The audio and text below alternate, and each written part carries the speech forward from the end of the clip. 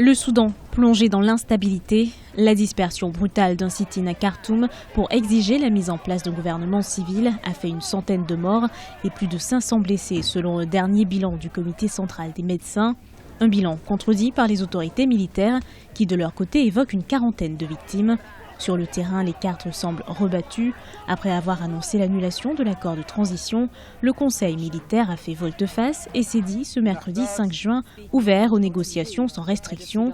Mais pour l'opposition et les manifestants, il n'en est plus question. Les militaires ont franchi les Rubicons. Faire 108 morts, une répression que l'on croyait vouée au passé avec le départ de Béchir, faire ce genre de répression, c'est vraiment déplorable. Et la deuxième chose, c'est qu'ils utilisent aussi une milice privée. Une milice qu'ils ont fait revêtir du chapeau des islamistes.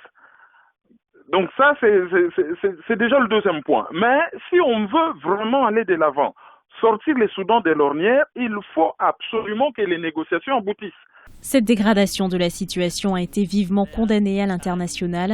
L'Union africaine a annoncé ce 6 juin la suspension avec effet immédiat de la participation de la République du Soudan à toutes les activités de l'Union africaine et ce, jusqu'à l'établissement effectif d'une autorité civile de transition. L'Union africaine réagit en retard. La crise a commencé à couver depuis longtemps et depuis le départ forcé du président Béchir, l'Union africaine aurait dû réagir, c'est qu'elle n'a pas fait. Donc c'est quand même un peu tard. Maintenant, nous avons deux forces en présence.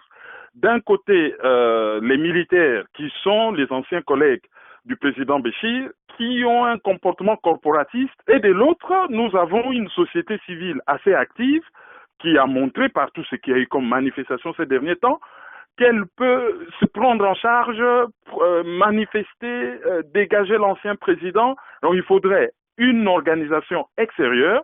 L'Union africaine réagit malheureusement en retard pour essayer de trouver un terrain d'entente entre ces deux camps aux intérêts diamétralement opposés. Une autorité civile, seul moyen selon l'institution panafricaine de permettre au Soudan de sortir de la crise actuelle. Le Conseil militaire de transition suivra-t-il cette recommandation?